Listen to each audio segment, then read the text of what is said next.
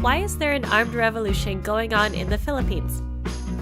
After Filipinos overthrew over 300 years of Spanish rule, Spain sold the Philippines to the US for $20 million. Filipino revolutionaries continued to fight for their freedom against the US for the next 16 years. Over 120,000 US troops were sent to the Philippines, and up to 1.5 million Filipinos were killed.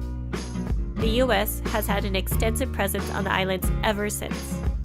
With abundant natural resources, a cheap labor force, and a large market for American products, the Philippines is a strategic location for US economic and military interest in the Asia-Pacific. After World War II, the US granted independence to the Philippines but maintained control over the country through military and economic agreements.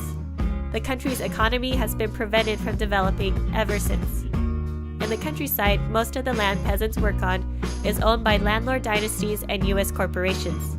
In the cities, jobs are scarce and unstable. In the 1960s, students began organizing with workers and peasants to revive the unfinished revolution for genuine independence. By the end of the decade, the Communist Party of the Philippines was re-established and an armed struggle was launched, beginning a civil war that has carried on for more than 45 years. In response to massive protest and civil unrest, the dictator Ferdinand Marcos declared a state of martial law that lasted 14 years. Due to heavy repression from the government, the new People's Army quickly spread throughout the countryside.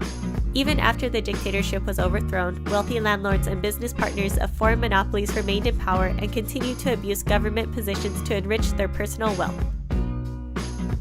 Continued U.S. militarization led to increased violence against women and children. An overwhelming majority of Filipinos forced the U.S. military bases to close in 1992.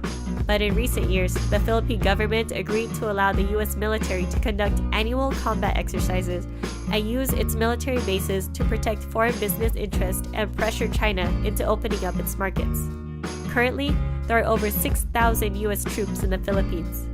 Environmental destruction brought by foreign mining and logging operations displaced thousands of indigenous people and peasants.